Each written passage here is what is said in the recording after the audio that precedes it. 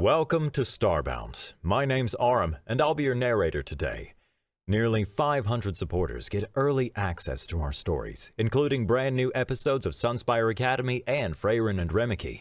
If you'd like to unlock early access and support new episodes and future series, tap Join below to become a Starbound member. Now, let's get into today's story. God Killer Protocol. Initial Containment Report. Subject 3472-A. Security Classification: Director Eyes Only. At approximately 0743 hours on cycle 12-88-456, unauthorized dimensional breach detected in Testing Chamber 8, coinciding with initial firing sequence of Project Sunbreaker. Designation: God Killer. Subject appeared at precise moment of weapon discharge. Subject remained fully intact after direct exposure to theta wave disruption beam, which registered at 98.7 theoretical maximum output. Subject demonstrated immediate consciousness, vocalization, and mobility. Most concerning, subject exhibited behavior consistent with pleasure response during weapon exposure. This is unprecedented. Recommend immediate containment at Gamma 9 security level. Director Prill.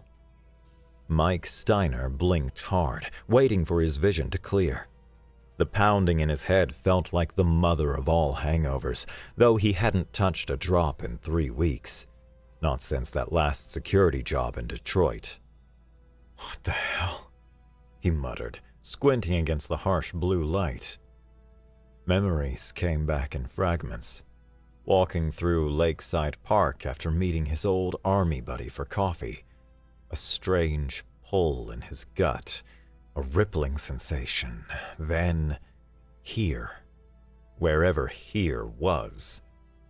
The room looked like a lab from a sci-fi movie.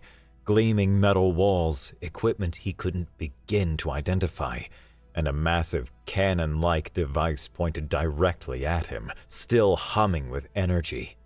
Blue arcs of electricity danced along its barrel. And the technicians... Jesus Christ, Mike whispered. They weren't human, not even close. Short, gray-skinned creatures with overlarge heads and bulbous black eyes scrambled around the lab in white coats, chittering in panic. They stood maybe 4 feet tall, with stubby limbs and 3-fingered hands that moved with surprising dexterity over control panels. Mike's military training kicked in. Assess the situation, identify threats, find exits. But before he could move, the cannon fired again. A beam of intense blue light hit him square in the chest. He braced for pain that never came. Instead, a pleasant warmth spread through his body, like slipping into a hot bath after a long day. The sensation intensified, sending tingles from his core to his extremities. It felt good. Damn good. Mike couldn't help himself. He started laughing. "That actually feels nice," he exclaimed, stretching his arms out to either side. The alien technicians froze, their large eyes widening impossibly further. One dropped a tablet-like device that shattered on the floor. Another began frantically adjusting controls on the cannon, chittering with increasing urgency. Mike took a step forward, hands raised in what he hoped was a universal gesture of peace. "Hey, it's okay, I'm not..." One of the aliens backed away, tripping over its own feet. Mike instinctively reached out to catch it, grabbing its arm. There was a sickening crack. The alien wailed, a high-pitched sound that made Mike's teeth hurt. He released it immediately, watching in horror as its arm hung at an unnatural angle. "I barely touched it," he muttered, staring at his hand. Alarms began blaring throughout the facility. Red lights flashed along the walls. A door at the far end of the lab slid open, and what could only be security forces poured in. More of the gray aliens, but these wore what looked like hazmat suits reinforced with armor plating and carried weapons that made any weapon Mike's ever used look like toys. Mike immediately raised his hands. "Easy there, fellas. Let's not do anything stupid." The guards surrounded him, weapons trained on his head and chest. One barked what sounded like orders in that same chittering language he couldn't understand. "Look," Mike said slowly. "I don't know where I am or how I got here, but I'm not trying to cause trouble." The guards exchanged glances. Then one stepped forward and shot him point blank with some kind of dart gun. Mike felt a pinprick on his neck, then nothing. The dart fell uselessly to the floor, its needle bent. "Oh, shit," Mike said. The guard fired again. Same result. The other guards started firing their weapons, energy weapons this time, by the look of them. Blue bolts of light struck Mike from all directions. That same warm, pleasant feeling washed over him. "Guys, seriously, this just tickles. Maybe we could talk?" The last thing Mike saw before they dropped some kind of energy net over him was the pure terror in their enormous eyes. Containment Interview Log 1. Subject 3472-A. Security Classification. Director Eyes Only. Prill. Recording active. Initial interview with Subject 3472-A. 72 cycles after containment. Translation software online. I am Director Prill of the Cosmic Entity Containment Division. 3472-A. Name's Mike. Mike Steiner. Not subject whatever. Prill. Your designation is for our records, Subject 3472-A. Pause. Our translation software indicates you call yourself human. 3472-A. That's the species, yeah. From Earth, third rock from the Sun, Milky Way galaxy. Ring any bells? Prill. We have no record of this Earth or humans in any of our star charts. 3472-A. Well, I have no record of gray aliens with big heads outside of bad sci-fi movies, so I guess we're even. Prill. To assistant. Note the subject's tendency toward inappropriate humor. To Mike. You appeared in our most secure testing facility during a critical weapons test. Explain how. 3472-A. I was hoping you could tell me. One minute I'm walking through a park on Earth, next I'm here with you folks shooting me with your tickle ray. Prill. The tickle ray, as you call it, is the most powerful weapon ever created by the Mandani. It was designed to disrupt and destroy cosmic entities with godlike power, entities we call the Watchers. 3472-A. Sounds ominous, and you're telling me this why? Prill. Because you should be dead, Subject 3472-A. Instead, our readings indicate the weapon's energy was absorbed into your physical structure. This is unprecedented. 3472-A. Guess I'm special. Now, can someone tell me where I am and how I get home? Prill. You are on Mandani Prime, the homeworld of our species. As for returning you to Earth, that may be impossible. We exist within a contained bubble of reality surrounded by what we call the Veil, a barrier created by the Watchers to keep us isolated and harvested. 3472-A. Harvested? That doesn't sound good. Prill. Every few generations, the Watchers pierce the veil and take what they want. Our technology, our people, our very essence. We built the God Killer to free ourselves after millennia of subjugation. 3472-A. And I just happened to appear when you fired it? That's one hell of a coincidence. Prill. Indeed. Our scientists theorize you may be from beyond the veil, perhaps even from another universe altogether. Your appearance at that precise moment suggests intervention. 3472-A. Divine intervention? Not really my thing, Director. Prill. We need to understand what you are. Our scans show similarities between your cellular energy pattern and that of the Watchers, yet you exist in stable physical form. 3472-A. I'm just a guy. Ex-military, private security consultant, nothing special. Prill. Sliding a metal bar across the table. Would an ordinary guy be able to do this? Subject examines the bar, then effortlessly bends it into a pretzel shape. 3472-A. Long pause. Well, that's new. Prill. The God Killer didn't harm you. It changed you, enhanced you. We need to understand why. 3472-A. And if I help you figure it out? Prill. Then perhaps we can help each other, Subject 3472-A.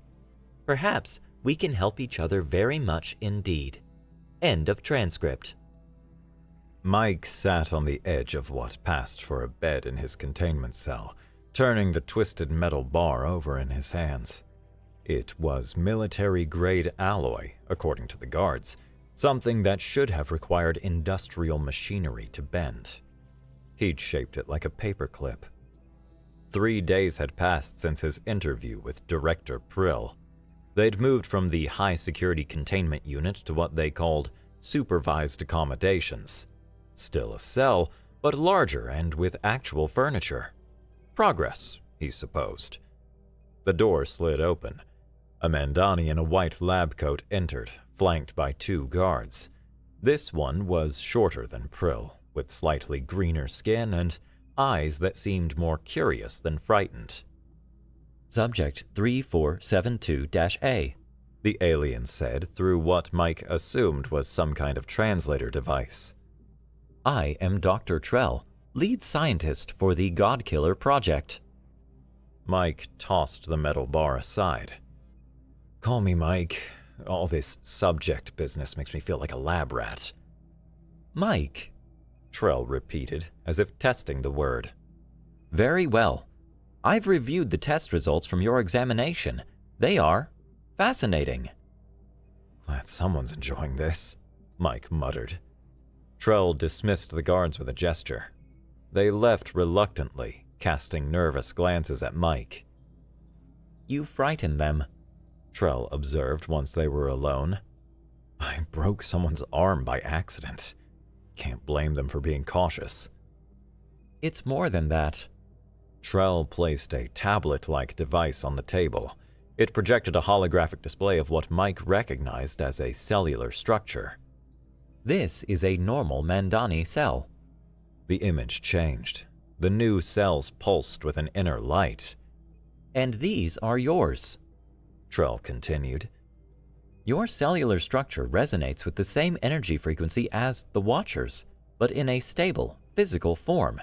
When the God Killer struck you, instead of disrupting that energy, it enhanced it. Mike leaned forward. In English, or Mandani, or whatever, what does that mean? It means you're not from our universe, Mike. You come from somewhere else, somewhere the Watchers cannot reach or do not care to go. You're made of matter that's fundamentally different from ours. And that explains the super strength? And potentially much more. The Trell's large eyes blinked rapidly. I believe with proper training and experimentation, you could develop abilities similar to the Watchers themselves.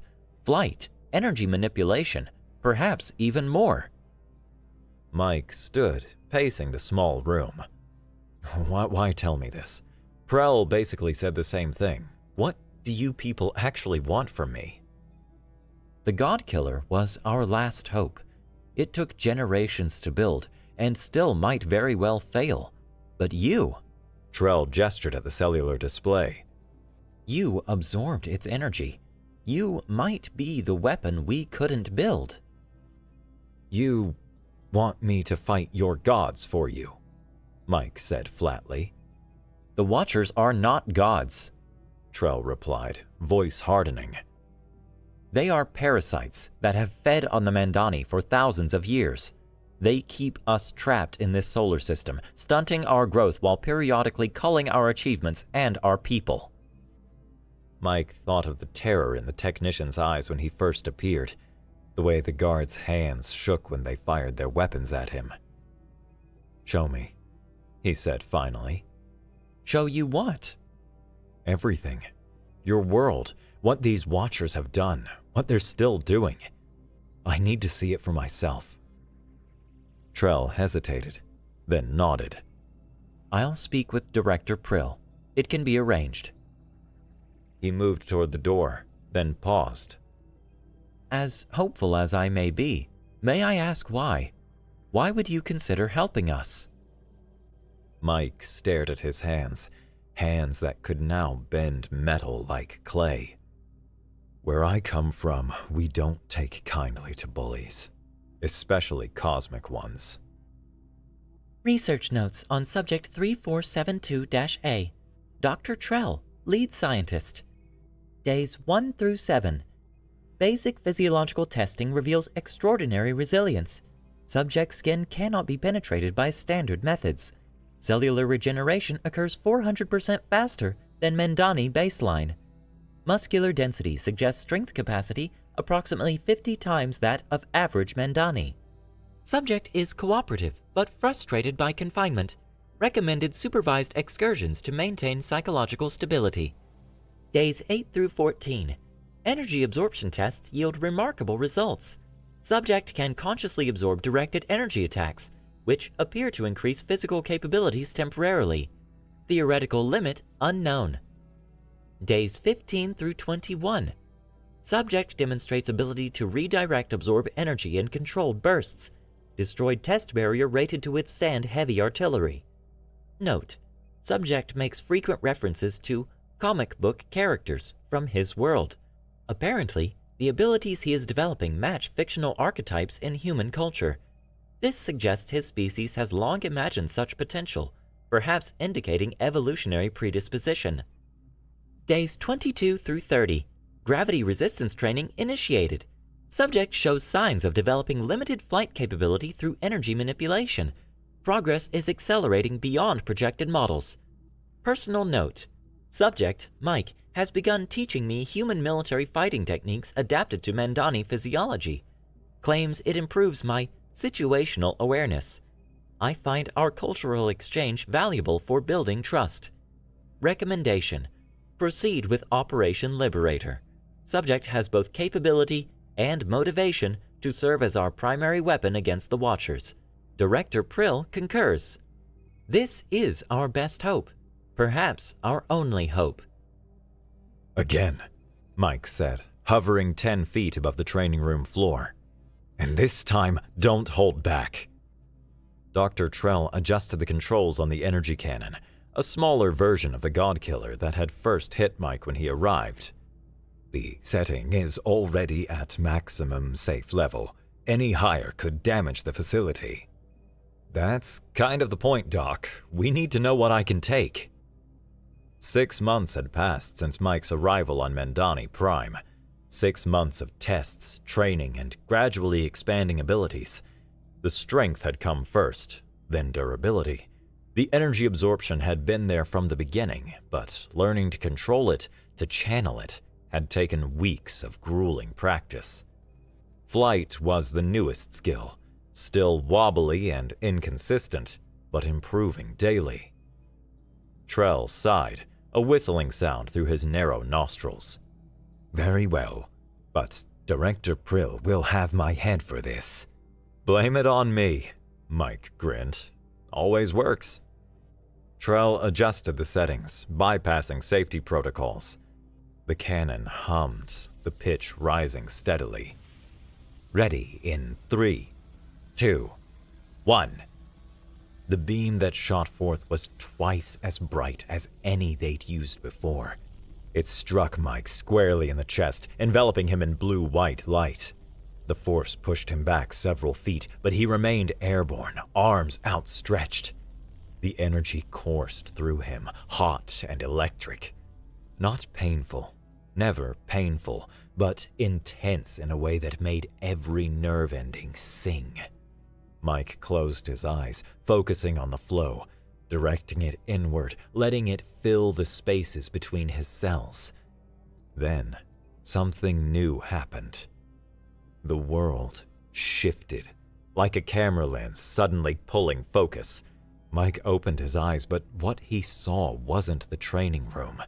It wasn't anything on Mandani Prime. He saw darkness, stars, and something moving between them. Vast shadows that bent light around them. Shapes that hurt to look at directly, like his brain couldn't properly process what his eyes were seeing. One of the shadows turned toward him. Awareness brushed against his mind. Cold, ancient, hungry. It saw him. Mike gasped, the connection breaking. He crashed to the floor, the beam cutting off as Trell rushed to the emergency shutdown. "Mike, are you injured?" Mike sat up slowly, head pounding. "I saw them, Doc." "Saw what?" "The Watchers." Mike's voice was hoarse. "I saw through the veil, just for a second, and one of them saw me too." Trell helped him to his feet, concern evident in his large eyes. "What did you see? What are they?" Mike shook his head. "Not what you think. Not gods. Huge shadow things living in the space between the stars. The veil. It's not just keeping you in," Mike said grimly. "It's keeping them out, mostly. They reach through when they need to feed." Trell's hands trembled as he helped Mike to the bench. "We must tell Director Prill immediately. If you can perceive them." "And let's hope to God I can fight them," Mike finished. "But I'll need more power. A lot more." Progress report. Operation Liberator.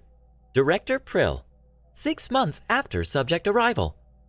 The Council has approved full resources for Operation Liberator based on unprecedented progress with Subject 3472-A. Designation modified to Asset Mike at Dr. Trell's insistence. Asset capabilities now include strength sufficient to lift approximately 70 tons, near complete invulnerability to conventional and energy weapons, ability to absorb and redirect energy at 87% efficiency, flight capability, sustained speeds of up to 200 kilometers per hour, limited transdimensional perception, ability to see beyond the veil during peak energy absorption. Most significant, Asset has provided first confirmed visual data on the Watchers. They are not the divine entities of our mythology, but parasitic organisms that exist partially in our dimension and partially in others. This revelation has profound implications. The God Killer was designed based on incorrect assumptions about Watcher physiology and dimensional presence. Director Trell is already implementing design modifications based on asset intelligence. Timeline for Operation Liberator has been accelerated. We predict readiness within 1 year, assuming continued progress with asset training. Personal note: I have served the division for 40 years. I may not live to see our liberation, but I go to the eternal dark knowing we have finally found our champion. They are not gods, and they can be killed.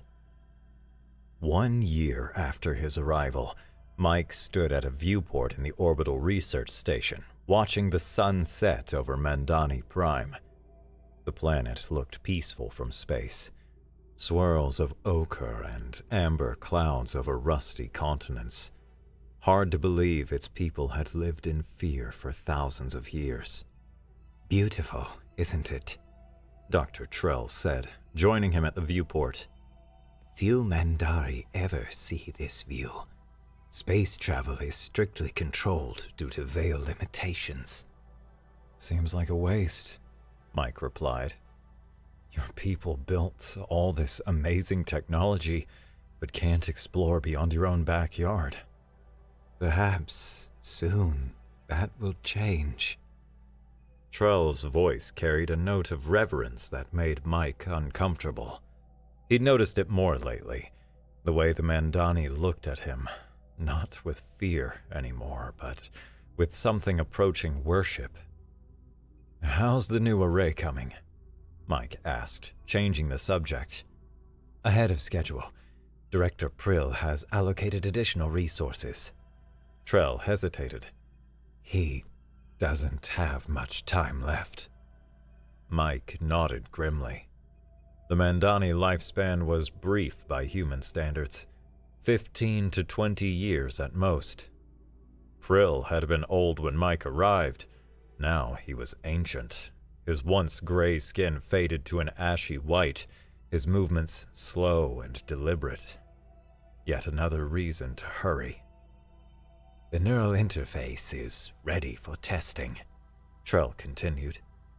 "It should allow you to channel the God-Killer energy more efficiently. And the suit? Complete. It will help contain and direct the power, though I fear no material can fully withstand what you'll be channeling." Mike turned from the viewport. "Let's do it then. No point waiting." Trell blinked rapidly, a sign of distress Mike had learned. "There are still many unknowns, the power levels you'll be exposed to. No being in our universe has ever contained such energy." "Good thing I'm not from your universe, then," Mike grinned, clapping a hand on Trell's shoulder. Gently. Always gently. "Come on, Doc. We've been training for this. I'm ready." "And if you're not?" Mike's grin faded. "Then you find another way. You don't quit. That's what we humans do. We keep fighting until we find a way to win." "You speak as though your species is accustomed to facing extinction." We've come close a few times," Mike admitted. "But we're too stubborn to die out." Trell made a sound that might have been a laugh. "Perhaps that is why you came here. The universe sent us what we needed, a being too stubborn to accept defeat." "Oh, now you sound like Prill with all his destiny talk." "He is dying, Mike. Let him have his faith." Mike sighed. "Fine, but I'm not a messiah. I'm just a guy who happened to be in the wrong place at the right time." "Sometimes," Trell said quietly, "that is all it takes to change the course of history." The neural interface test nearly killed him. One moment, Mike was lying on the examination table, electrodes attached to his temples as Dr. Trell monitored his vital signs. The next, white-hot agony exploded behind his eyes as the interface activated, connecting his consciousness directly to the God-Killer array. Power flooded his mind, raw, unfiltered power that threatened to burn away his very identity. Mike screamed, his body arching off the table, blue energy crackling across his skin. Through the haze of pain, he heard alarms blaring, Trell shouting orders, then darkness. He woke 3 days later in the medical bay, Trell dozing in a chair beside him. "Did it work?" Mike croaked, his throat raw. Trell startled awake. "You're conscious?" "Yes, it worked. Too well, in fact. The interface established a connection far stronger than our models predicted. Your mind briefly synchronized with the entire array." Felt like my head was going to explode. "Nearly did." Trell's tone was grim. "We've adjusted the interface to limit the initial connection. You'll need to build up to full power gradually." Mike sat up carefully. His head throbbed, but the crushing pressure was gone. "How long until we can try again?" "You nearly died and you want to try again?" Trell made that whistling sigh. "First, Director Prill wants to see you. He's not well. This will be your last chance to speak with him." Director Prill's quarters were dimly lit and oxygen-rich, accommodations for his failing body. He lay on a medical pod, withered and frail, skin translucent enough that Mike could see the network of veins beneath. "I said, Mike," Prill whispered. "you honor an old Mandari with your presence." Just Mike is fine, Director. He pulled a chair close to the pod. Dr. Trell says you wanted to see me. "To thank you." Prill's huge eyes, now clouded with age, searched Mike's face. "When you first appeared in our testing chamber, I thought you were a watcher, come to punish us for our hubris. Now I know you were something far greater. Our salvation." Mike shifted uncomfortably. The job's not done yet, sir. "But it will be. I have seen the test results. I have faith." A trembling, three-fingered hand emerged from the pod, reaching for Mike. "Promise me you will free my people. Promise me the next generation of Mandani will know a universe without fear." Mike took the frail hand carefully in his own. I promise I'll give everything I've got. That's the best I can do. "It will be enough." Prill's eyes drifted closed. "There must be enough." 3 hours later, Director Prill of the Cosmic Entity Containment Division entered the Eternal Dark, as the Mandani called death. His last order was for Operation Liberator to proceed without delay, with Dr. Trell assuming the role of director.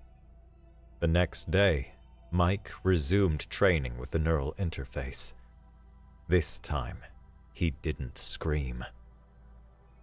Director's Log, Dr. Trell. 3 years after asset arrival. Final preparations for Operation Sunbreaker, formerly Liberator, are complete.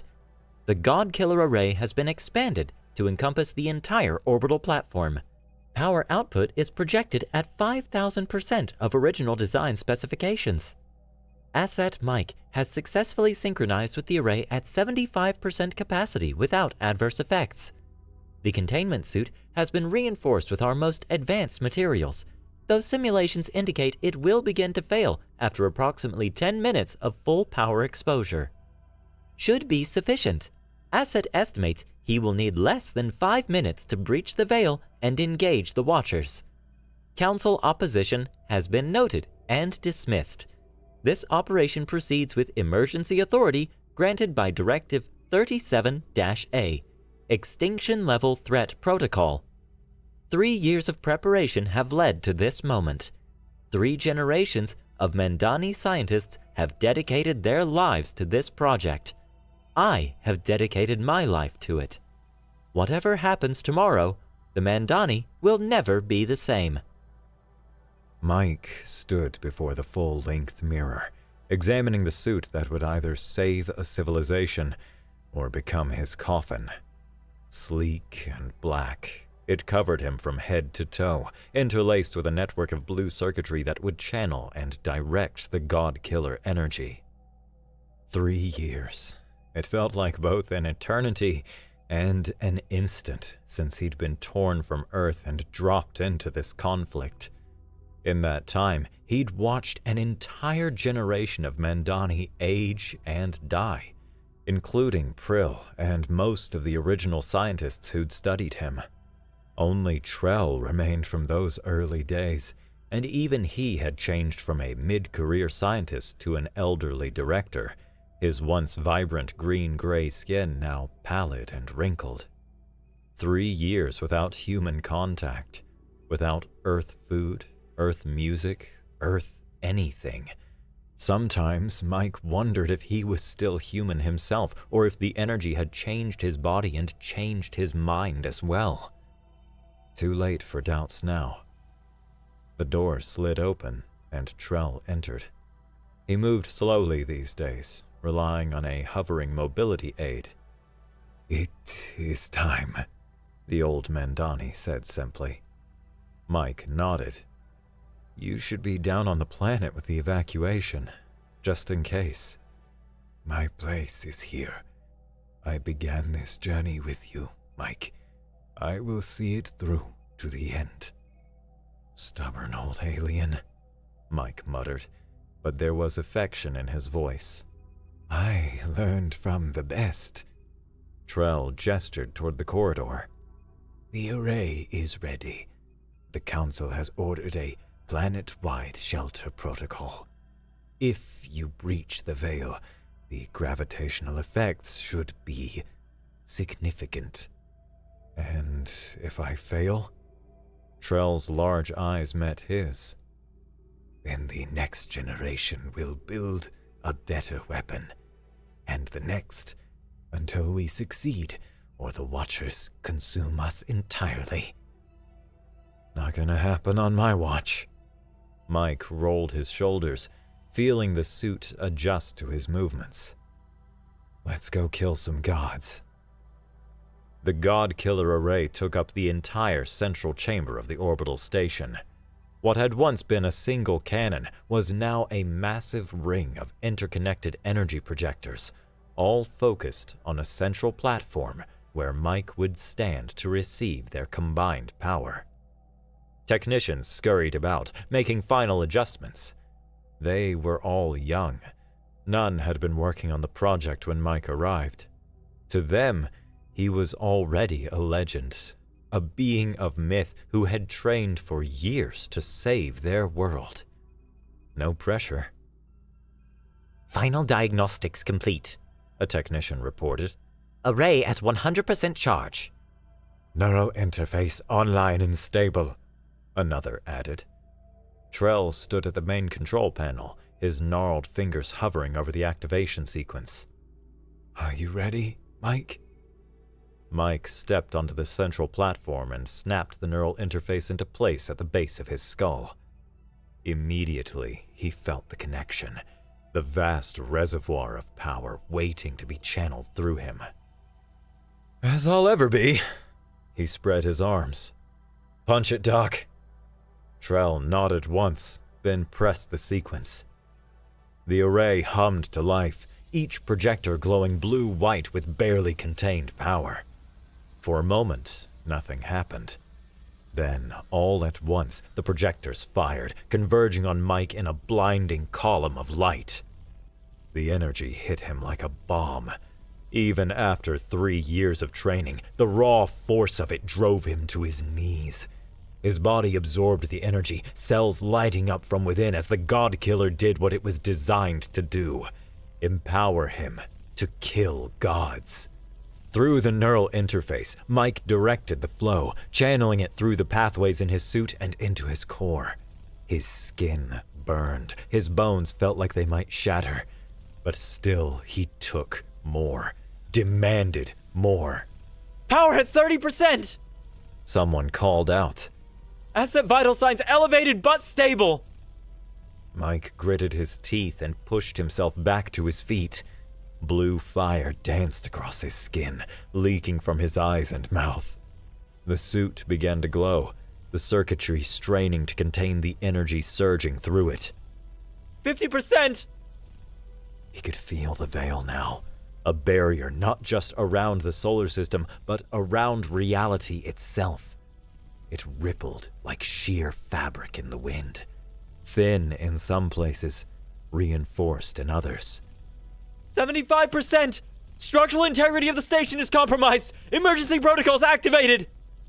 Distantly, Mike heard alarms blaring. Metal groaned as the station began to warp under the strain of so much energy. But he couldn't stop now. He was so close. 100%! Full power achieved! Mike threw back his head and roared as the final surge of power crashed through him. His body lifted off the platform, hovering in the heart of the energy column, wreathed in blue fire. Through the neural interface, he felt Trell's voice more than he heard it. Go, Mike. End this. Mike opened eyes that now burned like stars, and looked upward. With a thought, he shot through the station ceiling, tearing through metal and shielding as if they were tissue paper. Space embraced him, cold and vast. Below, Mandani Prime hung like a rusty jewel. Above and around, the stars. Countless stars that the Mandani had never been allowed to reach. And surrounding it all, visible now to his enhanced senses, the veil. A shimmering barrier that enclosed the entire solar system, separating it from the rest of the universe. Mike gathered the power within him, compressing it, focusing it into his fists. Then he flew upward, accelerating until the stars blurred around him. He hit the veil like a meteor. The barrier resisted, stretching but not breaking. Mike pushed harder, pouring more energy into the point of impact.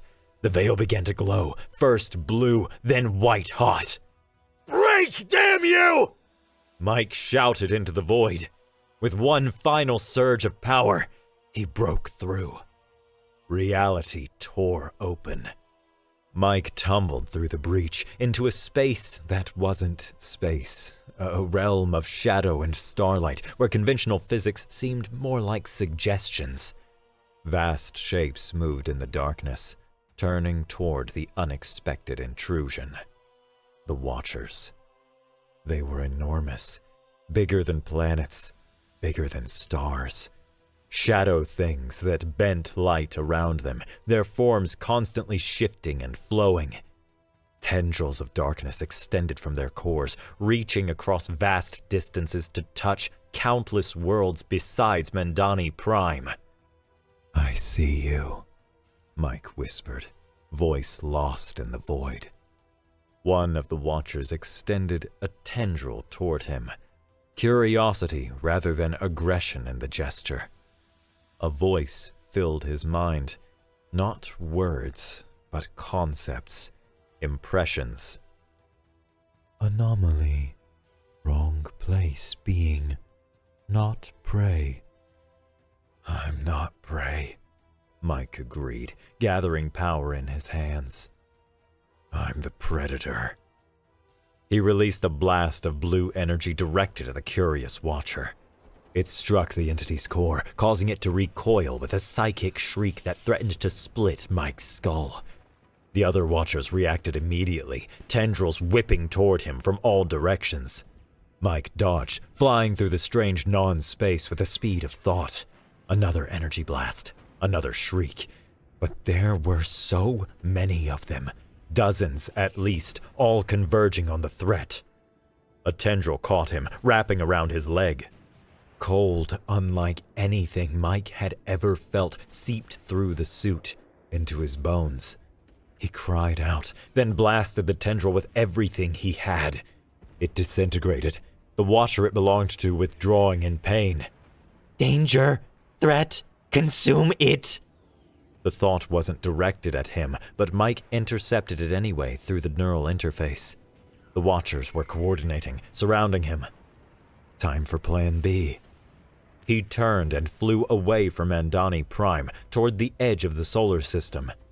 The Watchers followed, their vast forms distorting space as they moved, exactly as planned.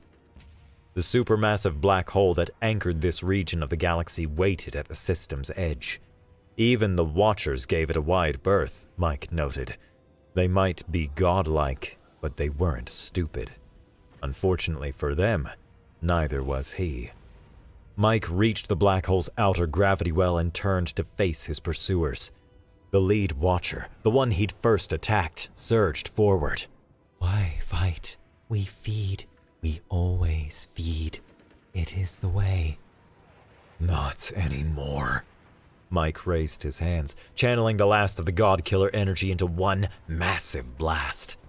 It struck the lead Watcher dead center, burning a hole through its shadowy mass. The entity shrieked, its form distorting wildly. The other Watchers hesitated, then renewed their advance, more cautious now. Mike had seconds, not minutes. The suit was failing, energy leaking from tears in the material.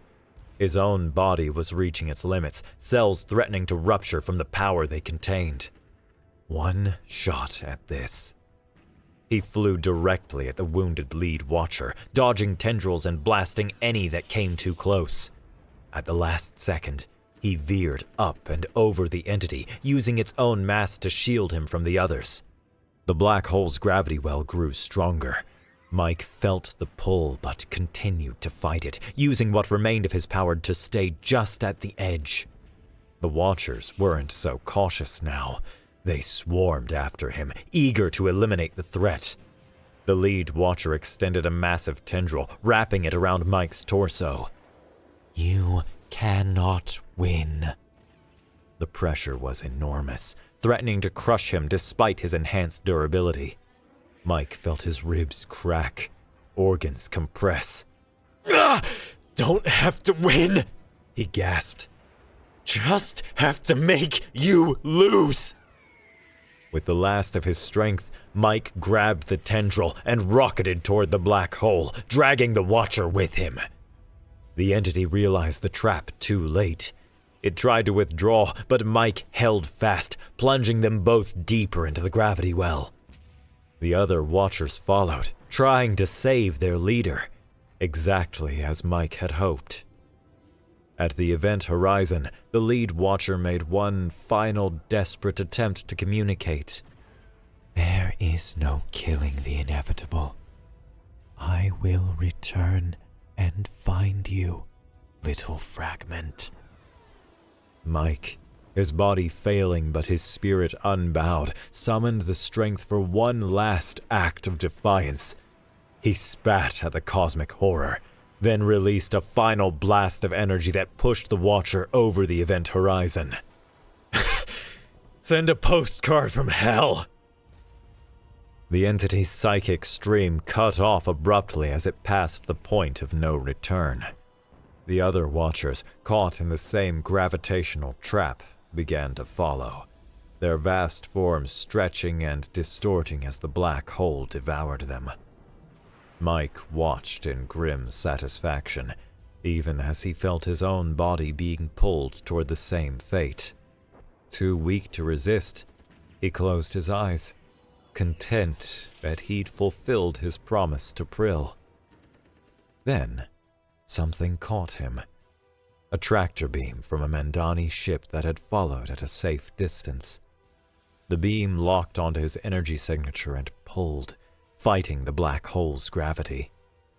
For a moment, it seemed like a futile effort. Then, Mike felt himself being dragged back, away from the event horizon, away from the death he'd expected. As consciousness faded, he glimpsed the veil collapsing across the Mandani system. The barrier between worlds was failing, torn apart by the Watcher's destruction. His last thought before darkness claimed him: freedom. Recovery Operation Report. Director Trell. Asset Mike, recovered from outer system with severe physical trauma. Life signs detected, but minimal. Medical stasis implemented immediately. Veil disruption confirmed across all monitoring stations. Long-range scans now possible for the first time in recorded history. Preliminary results indicate 1.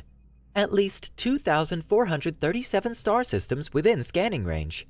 2. 126 show signs of intelligent life. 3. Additional veils detected around 38 systems, all now showing signs of collapse. The Watchers appear to have maintained multiple farms throughout this sector of the galaxy. With their destruction, all barriers are failing simultaneously. We are free, and we are not alone. Asset recovery is our highest priority. Medical team reports cellular regeneration has begun, but damage was extensive. Prognosis uncertain. Come back to us, Mike. Your work is not quite finished. The medical bay was quiet when Mike finally opened his eyes. He felt like he'd been hit by a truck. Several trucks, actually, carrying loads of concrete and possibly nuclear warheads. You're awake. Trell's voice, weaker than Mike remembered. He turned his head slowly, painfully, to see the old Mandani in a floating chair beside his bed. How long? 2 months, Trell replied. We thought we'd lost you several times. Are the Watchers?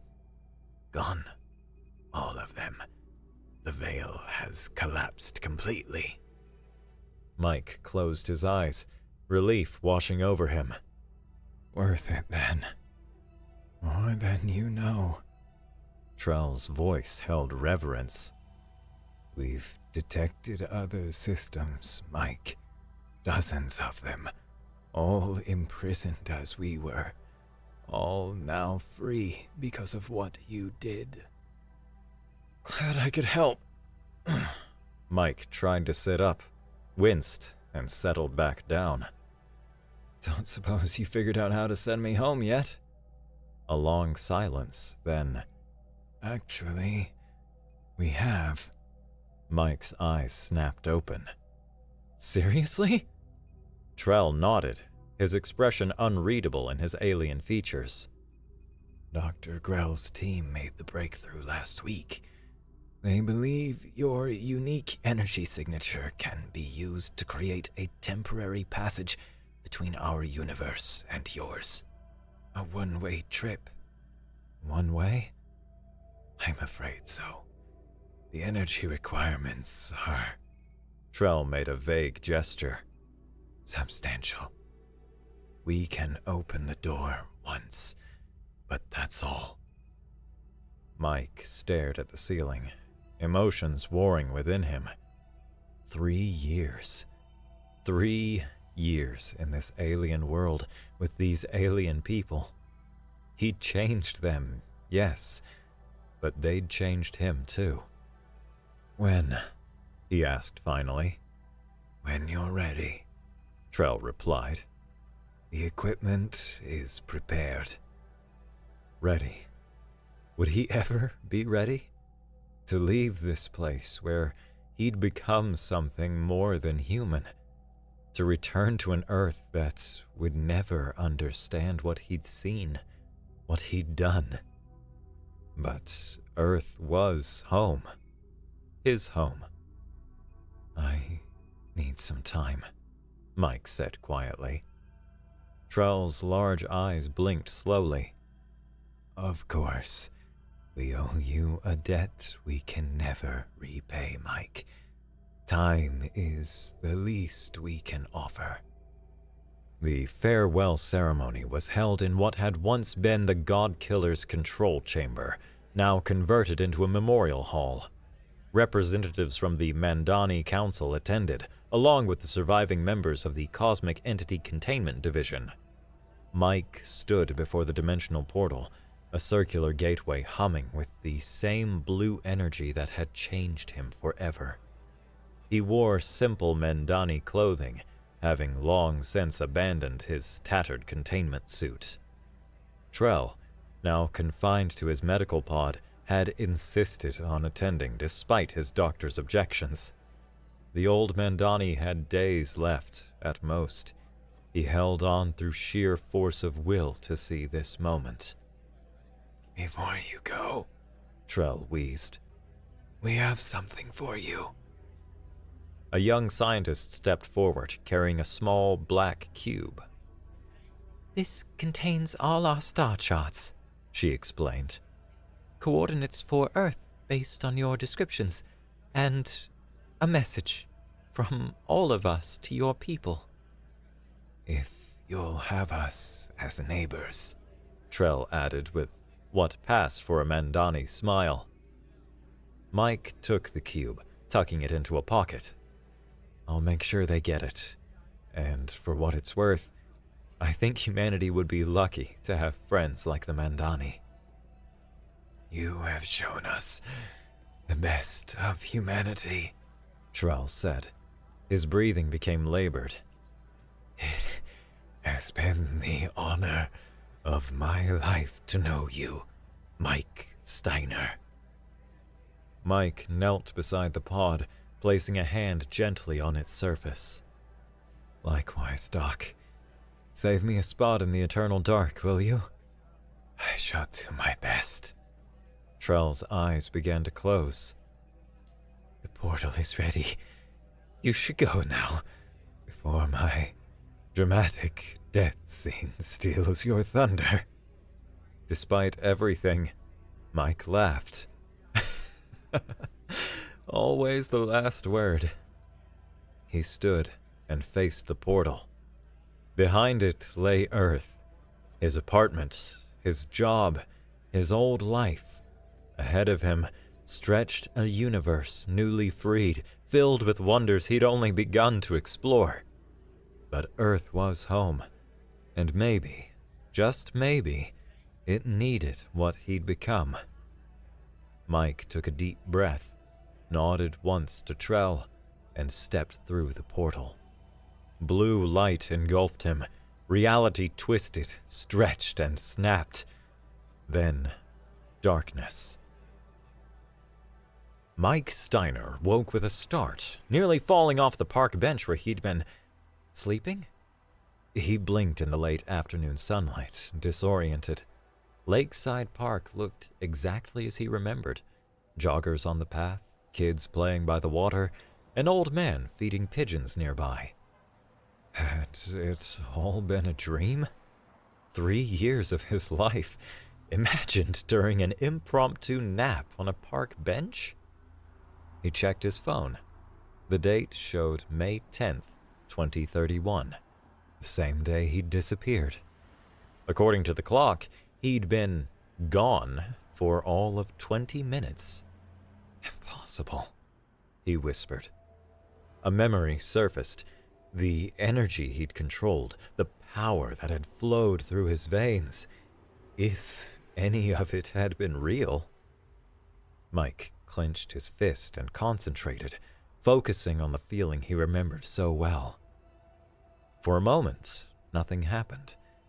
Then, slowly, blue light began to gather in his palm, swirling like liquid fire. He closed his hand quickly, extinguishing it before anyone could notice.